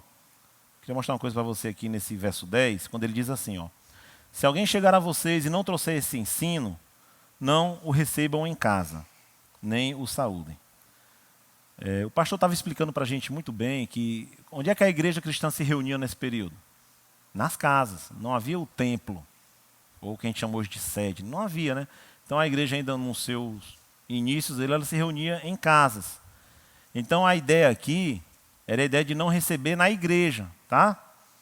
Não receber na igreja. Embora a igreja funcionasse aonde? Na casa. Então as coisas se entrelaçam aí o conceito. Mas a ideia, perceba aqui, irmãos, era você não receber alguém que propaga o ensino herético. Entendeu? Nós somos chamados para ser cooperadores da verdade, não cooperadores do erro. Então, não é que você só vai receber crente na sua casa. Não é essa a ideia. Né? Você só vai receber os irmãos da igreja. O resto bota tudo para fora. E se meu filho não for crente, ele vai para fora de casa também. Não é esse, longe disso aqui, seu ensino. Aqui nós estamos falando do ministério, que inclusive está muito apagadão hoje em dia, o ministério da hospitalidade. Então, naquela época, não havia o sistema de pousadas e a prosperidade financeira do nosso tempo, né? Então, era muito importante que cristãos recebessem, por exemplo, os pregadores itinerantes. Então, o cristão tinha que hospedar. Acho que o cara ia para a praça, e na praça esperava que alguém fosse lá recebê-lo e tal. Então, o que João está dizendo aqui é, por exemplo, para você não receber Cerinto. Então, se Cerinto está na sua cidade pregando a falsa doutrina, não o receba na sua casa, nem o saúde. Então, é importante a gente ter essa distinção para nós não sermos radicais no conceito, que também eu já vi, né? E você não quer falar nem com seu filho se seu filho não for crente. Não é esse o ensino das Escrituras, né? Aqui é uma coisa voltada para aqueles que são mestres da mentira, para aqueles que promovem aquilo que desonra a Deus, né? Que mancha e envergonha o Evangelho de Cristo. E fica também uma lição para nós, irmãos, embora não chegando nesse radical, né, que eu falei, né, de não receber ninguém que não é crente, mas aqui cabe também uma exortação para nós, que é a seguinte: pense bem e cuide bem com quem são aqueles com quem você tem uma íntima comunhão. Né?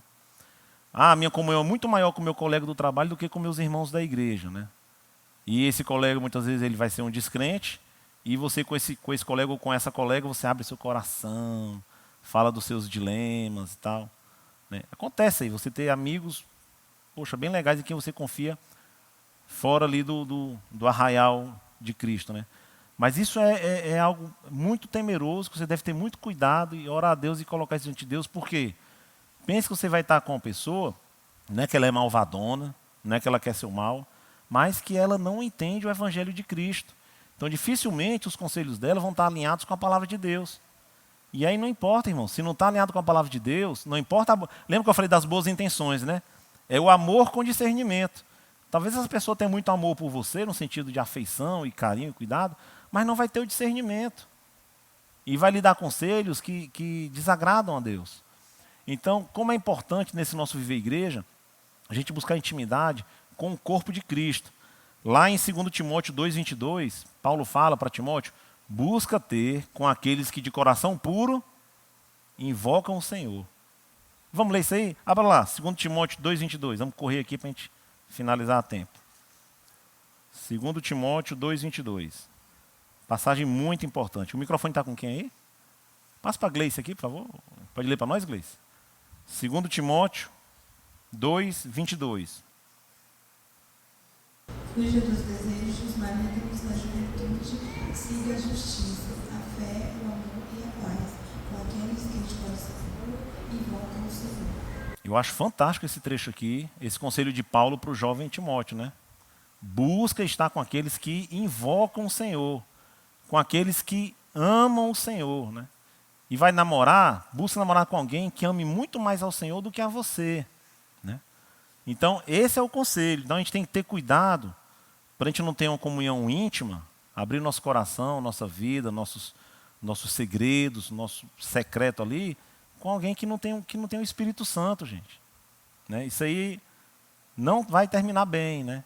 Não é o propósito de Deus. O propósito de Deus é a gente viver uns aos outros no corpo de Cristo, uns aos outros. Claro, e aqui nós temos muitos irmãos, você vai ter mais intimidade com um do que com o outro, mas você vai encontrar alguém aqui no corpo com quem você pode andar junto nessa caminhada. E nós vamos sempre estar precisando uns dos outros, sempre. Vamos em frente. 2.2. O apóstolo Paulo diz, né, agora evitando cumplicidade, né, com quem não guarda a palavra. O outro era comunhão, agora cumplicidade. O apóstolo Paulo diz: não vos enganeis, as más conversações corrompem os bons costumes.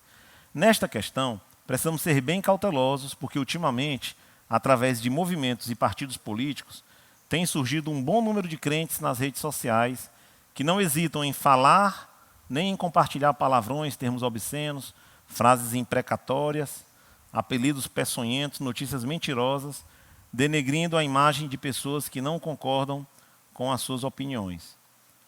Aqui, ênfase nessa partezinha aqui, ó, crentes nas redes sociais, né? Irmãos, a internet, alguém já ouviu alguém dizer assim, existe o inferno da internet, né? Então, quem realmente trabalha e labuta na internet e tem canais e tudo, pode dar testemunhos terríveis sobre como os relacionamentos na internet. Parece que as pessoas que estão atrás do teclado, elas se sentem mais à vontade para atacar, mentir, ofender, coisa que se ela tivesse no olho, talvez ela não dissesse. E aí nós, como igreja, também temos uma dificuldade, né? Que às vezes a gente pode, entrando nessas tretas de internet, mesmo que não seja de internet, mas na defesa do evangelho, irmãos, a gente perder o foco e se tornar arrogante, teologicamente. E especialmente se nós entendemos e consideramos que congregamos em uma igreja saudável biblicamente. Cuidado, o coração é enganoso. Isso pode colocar você em um lugar onde você se acha muito mais esclarecido do que o irmão da igrejinha lá da esquina, né? E de repente depois você vai querer dar uma aula de teologia para aquele pobre miserável que não é videresco como nós, né? Então isso aí é uma casca de banana, isso aí pode nos levar a desagradar a Deus e a perder totalmente o foco ali da defesa do evangelho, né? Eu vi, está com as 2 semanas, não é um irmão da nossa igreja, né? Eu vi um debate, mas era um debate assim, de alta teologia, né, na internet, vendo em stories assim. Mas quando eu lia o que cada um dos dois escrevia, eu só enxergava empáfia. Eu só enxergava aquele olhar assim, ó, né? E nesse debate havia ataques também de um contra o outro, né? Isso que você tem entre suas orelhas, que você chama de cabeça. Era daí para frente. Imagina o amor cristão transbordando, né? O amor, te amo, meu irmão. Tá? Acabou. É como se o alvo ali fosse eliminar aquele outro miserável que está tentando me destruir teologicamente. Então, perceba que rapidamente a gente perde o foco e vai virar algo onde apenas vai ser uma guerra de egos. Quem é mais bíblico sabe mais de Bíblia do que o outro. E isso me lembra 1 Coríntios 8:1, onde Paulo fala que o amor, como é que é? O amor ensoberbece, mas o conhecimento edifica. Depois você lê isso aí, não vou abrir aqui não. 1 Coríntios 8:1. O saber ensoberbece, mas vamos ler então, para não falar besteira aqui. 1 Coríntios 8:1. Tico Teco aqui já está colando aqui o relé. Quem está com o microfone aí? Microfone. Passa para o irmão ler aqui. Pode ler para a gente, por favor? Não sei o nome aí do... Pode ler para a gente? 1 Coríntios 8:1. O finalzinho, o conhecimento. Vai lá. O conhecimento traz orgulho, mas o amor edifica. Foi que eu falei mesmo antes, hein? Eu fiz uma bagunça, não foi? O amor do conhecimento, do não sei o quê. Tá. Então perceba, né, que a ideia aqui é o seguinte, o saber... Veja bem, irmãos, não é um versículo contra o conhecimento, não. Então li isso aqui, eu não vou estudar a Bíblia, que eu acabei de ver na Bíblia que conhecer ensoberbece, né, traz orgulho. Não, mas a ideia é o conhecimento sem o amor, né? Você saber por saber, mas isso não ser regado pelo amor, pela graça, pela misericórdia. Então, só o conhecimento em si, realmente ele vai ensoberbecer. E foi isso que eu vi nesse debate da internet. Muita soberba, né? Muita, como diz o Matuto, se amostrando aí, né? Mas pouca edificação, até para quem lia. Pouca edificação, tá? Vai promover debates sem fins, palavras duras, que muitas vezes olho no olho não falaríamos. E ainda existe hoje, que ele fala aqui, né, sobre partidos políticos, né? Ainda existe hoje uma dificuldade muito grande nas redes sociais, porque lados políticos querem capturar a fé cristã, né? Então, se você vai ser de direita, é o lado cristão, e o outro é do diabo, ou o lado da esquerda, né? Que vai dizer que Jesus ama a justiça social, e o cuidado com o pobre, o oprimido e o órfão e tal, vai ser cristão, e o lado da direita não vai ser. E, na verdade, nisso tudo, quem perde é a Bíblia. Porque a coisa é capturada de tal forma para se adequar às suas visões, tá? E o que importa realmente vai ficando de fora, né? Muita preocupação com essa vida debaixo do sol e pouca preocupação realmente com a eternidade. Então, tem que ter esse cuidado, como nós nos portamos nas redes sociais, porque a defesa do Evangelho ela não vai implicar, irmãos, em meros debates que promovem só a glória do homem, né?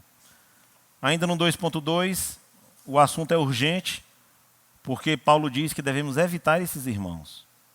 Se alguns deles são líderes, isso só piora a situação. Então, uma pausa aqui. Perceba, irmãos, que realmente vai chegar a certas situações onde você vai ter que evitar, realmente, né? Evitar estar com aqueles que promovem o erro, que envergonham o Evangelho, que se tornam inimigos de Cristo, né? Então, é muito pobre, assim, muito simplório. Você, mas Jesus andou com as prostitutas. Já ouviram esse argumento? Mas Jesus andou com os fariseus e tal. Ok, né? Mas é um andar para fazer diferença. Não é um andar para deixar como está, né? O Senhor Jesus Cristo andava e pregava o arrependimento deles, clamava, mostrava, né? Confrontava o erro e mostrava o caminho. Então, se esse é o propósito, ok. Mas se é uma comunhão pela comunhão, não é esse o caminho. Olhem as letras A, B e C, né? Devemos evitar as más companhias, que pode ser até de pessoa de dentro da própria igreja ou de outra igreja. Devemos evitar frequentar lugares não próprios para um cristão verdadeiro. E devemos evitar as atitudes erradas que desonram o nome de Deus. Eu queria falar um pouco sobre esse item B aí, ó. Devemos evitar o máximo possível frequentar lugares não próprios para um cristão verdadeiro. Irmãos, de novo, veio o desafio, como a gente é desafiado a andar no bom senso. Era muito bom se estivesse na Bíblia, né? João capítulo 3, do versículo 1 ao 10, os lugares que a gente pode andar e que não pode andar. Por quê? Porque quando você vai olhar a história da igreja até recente, né? Há igrejas que você não pode ir para um cinema, independente de filme, né? Há aquelas que eu já vi isso aí, de não podia jogar futebol, né? Eu não podia ver coisa A, B ou C, eu não podia estar em local X, Y. Um monte de regras do homem, algumas regras até boas, outras não. Mas a Bíblia não nos vai fornecer um lugar assim, né? Então nós vamos ter que buscar com sabedoria qual é o lugar que convém e qual é o lugar que não convém, né? E muita coisa você vai ter que ser honesto diante de Deus. Pode ser uma coisa que você gosta muito. Adoro o cantor sertanejo universitário X. Nossa, ele vai dar o show aqui no Mormaço, tá? E aí você vai ter que julgar diante de Deus, né? Convém eu estar naquele lugar, né? Como é que é a banda que se apresenta lá? Qual é a vestimenta? E as pessoas com quem eu vou estar? Como é que funciona isso? Irmãos, aqui eu não estou querendo ser nem legalista, nem farisaico, mas, irmãos, é a verdade. Recentemente, meus filhos me perguntaram, eles têm estudado inglês, vendo alguns seriados que eu vou e escolho ali para eles assistirem, né? E aí eles pediram para eu olhar um seriado lá. Só para falar, quando eles falaram o nome, eu já... pai, veja um seriado, é um tal de K-pop. K-pop. Que é o negócio dos coreanos aí dançando, né? Se eu falar besteira aí. Aí eu fui ver o trailer, né? Então, o que eu vi no trailer? Eu acho até que não era pessoa real, era animação, tá? Era desenho. Quando eu fui ver o trailer, era as moças do trailer, as personagens, tudo com roupa sensual. Barriguinha de fora, saia curta. É a vida real. Aí os rapazes da história, eles eram demônios. Eles eram demônios que eles se transfiguravam em anjos de luz, né? Isso está na Bíblia, né? Mas na verdade, eles se transfiguravam nos caras bonitões ali, muito charmosos, aqueles caras bem dançando, fortinho, né? Então, perceba um cenário assim de alta sedução. Você imagina isso aí para a mente do jovem, né? Para a mente do jovem. Então, aí eu pude mostrar para eles que não convinha, né? Expliquei, mostrei. Mas perceba assim, que você tem que olhar uma situação e buscar discernir. Então, isso vai dar trabalho, né? Isso você vai ter que pedir a Deus sabedoria e a sua maturidade cristã. Mas às vezes a gente não está querendo fazer isso, deixa nossos filhos assistir o que eles quiserem. Deixa o celular com meu filho, ele já tem 17 anos, 16, sei lá quanto. E aí você você está entregando, muitas vezes para um jovem que não tem bagagem bíblica e madura para saber o que convém e o que não convém. Não tem. Essa é a verdade, não tem. Você pode achar aí que o seu Enzo é maravilhoso, mas ele não tem. Tá?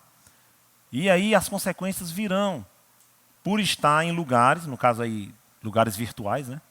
No caso do filme, mas num show, seja onde for, em lugares que não promovem a glória de Deus. Tá? E aqui não é uma questão do pode e não pode, é mais do convém ou não convém, e dependendo do que não convém, vira o não pode mesmo. Mas por isso que é difícil, por isso que eu falei das tensões de relacionamento. Às vezes o próprio jovem não vai entender, não vai concordar. E aí você tem que buscar ser fiel a Deus e confiar no que a palavra diz. Mas é a lição do ponto B, né? Pai, convém eu ir para o show tal? Né? Como é que vai estar o ambiente em si? Né? O que é que as pessoas fazem naquele local? Né? E outra coisa que a gente não pode ignorar. E o irmão que me vê lá? Isso vai edificar a vida dele ou vai escandalizar? Porque na vida cristã não tem esse negócio de, a vida é minha, ele não tem... Não. Claro, não é que nós vamos nos meter um na vida do outro, não. Mas na vida de um corpo, realmente, em um certo sentido, dá uma satisfação ao outro em Cristo. De maneira que, se o irmão Janderson me vê numa situação que não convém, ele tem toda a autoridade em Cristo, não só a autoridade, o dever de me confrontar. Eu não posso dizer, quem é tu, o que tu tem a ver com a minha vida, Janderson? Vai cuidar da tua que eu cuido da minha e acaba metido. Isso não é bíblico. Né? Então, por isso muitas vezes também as pessoas não querem viver a igreja. Né? Eu vi uma vez um rapazinho que gostava de ir para uma igreja, lá de Fortaleza, uma igreja gigante, porque ele ia no domingo, ia sair e ninguém enchia o saco dele. É assim, né? É a igreja quase católica isso aí, né? Pelo menos as que eu vivi era assim, você vai no domingo, conhece ninguém, ninguém te conhece. E aí muitas igrejas, mega igrejas evangélicas imitando isso aí. Não há um pastoreio mútuo. E se houver esse pastoreio mútuo, haverá tensões e dificuldades, gente, nisso aí. Por isso, é um desafio, né, viver nessa defesa do evangelho nesse aspecto. O cristão maduro precisa compreender a sua liberdade, desfrutá-la na presença de Deus e ter cuidado com a consciência do fraco. É isso, irmãos. Aí alguém pode pensar, nossa, cristão pode fazer nada então? Né? E às vezes a gente pode ouvir um argumento desse aí, né? Como se deixar de ir para um determinado show, ou ver um determinado filme fosse um sofrimento. Olha como você está, se você é tão dedicado no evangelho, eu estou nem assistindo esse filme, de tão sofrido que eu estou aqui pelo evangelho. Né? Isso não é nada, irmãos, né, com o que Cristo fez. Né? Ele diz, tome sua cruz e me siga. Então, realmente, uma vez que a gente morre para o mundo e vive para Cristo, muitos desses valores vão ter que ser sacrificados. Né?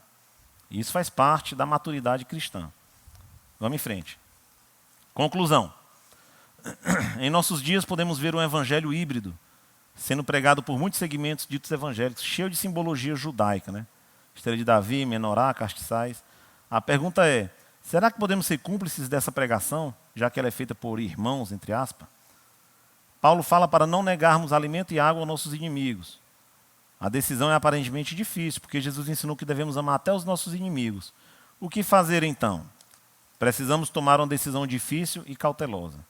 A decisão de não receber nem hospedar em nossa casa a pessoa se ela ensinar, é um falso mestre, né? Uma falsa doutrina. Que parece ser a situação que envolveu os falsos mestres, que eram os mensageiros itinerantes da falsa doutrina. Então, não receber é uma decisão sábia e bíblica. Mas negar perdão e alimento, isso não podemos fazer.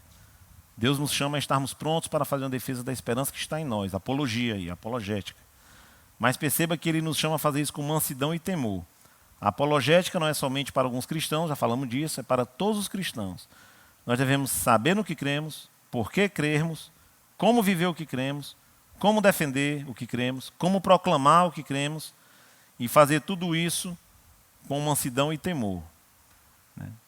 É o que Pedro fala lá em 1 Pedro 3,15. Queria fechar com duas aplicações aí para a gente encerrar. Os maiores embaixadores de Satanás não são cafetões políticos ou poderosos, mas pastores, entre aspas aí, tá, gente? Está falando de falsos mestres. Seus sacerdotes não pregam uma religião diferente, mas uma perversão mortal da verdadeira. Isso é que é difícil. Se alguém subir naquele púlpito e disser que Jesus não presta, que ele é do demônio, tem demônio, não sei o quê, a gente vai enxotá-lo daqui na hora. Mas se subir e começar a jogar um veneninho disfarçado aqui e acolá, nós vamos ter mais dificuldade de discernir. Esse é o perigo do falso mestre dissimulado. Suas tropas não fazem um ataque frontal completo, mas trabalham como agentes, esgueirando-se para o exército inimigo. Ponto 2. Isso aqui é muito importante que eu falei agora no final. Os seus relacionamentos mais fortes devem ser com aqueles que o levam a Cristo. Como Paulo falou, né? Busca ter com aqueles que de coração puro invocam o Senhor. Não com aqueles que o afastam dele. Isso é ainda mais verdade quando você é jovem ou quando está em minoria. Por quê? Porque o jovem, ou mesmo nós em minoria, nós somos pressionados a ir atrás de aceitação social. Aceitação do grupo. Então, se todo mundo zomba e é ateu e você vai lá, eu sou cristão. Aí você já fica ali, nossa, eu tenho que fazer algo para que as pessoas vejam que eu também sou, né, irado, sou do grupo. Né? Enfim, suas amizades mais profundas devem ser amizades no Evangelho. Esse segundo ponto eu resumiria com o seguinte: viver igreja. Irmãos, igreja, e aqui eu encerro, é uma bênção maravilhosa que Deus deixou para nós. Tá? Eu digo isso, por exemplo, eu como militar, né, mudando de cidades, que privilégio que é eu poder chegar numa cidade e saber que ali eu tenho irmãos. Né? Cabe ali buscar uma igreja boa, mas você sabe que ali há aqueles que estão aos pés de Cristo, que vão ser família para você. Então, igreja é uma bênção. Nós não podemos abrir mão de viver igreja. É um benefício para nós. Né? Uma coisa que tem abençoado muito a mim e a Paty, né? Desde que a gente vai transferido, morando em lugares novos, nós nunca abrimos mão de buscar uma igreja. Acertamos em um, às vezes erramos na outra, precisamos sair de uma para ir para outra. Faz parte, mas sempre buscando o corpo de Cristo. É onde nós somos fortalecidos, protegidos, ajudados. É onde nós ajudamos, protegemos, fortalecemos, servimos. Então, a defesa do Evangelho passa por essa ideia de viver a igreja. Né, de buscar realmente essa vida que faz diferença, que realmente vai ser algo que glorifica a Deus, que fortalece a nossa fé. Vamos orar. Obrigado, Senhor Deus, pela Tua palavra. Obrigado pelo nosso tempo aqui juntos. Nos ajuda, ó Deus, a termos discernimento na defesa do Evangelho, para que nós possamos falar a verdade em amor, ter discernimento com as situações que nos envolvem nessa vida, podermos andar com sabedoria, rejeitar a heresia, ó Deus, e buscar viver a doutrina pura, perfeita e poderosa do Teu Evangelho. Nos leve em paz para a nossa casa, nos traz à noite para o culto que queremos oferecer a Ti. Em nome de Jesus, amém.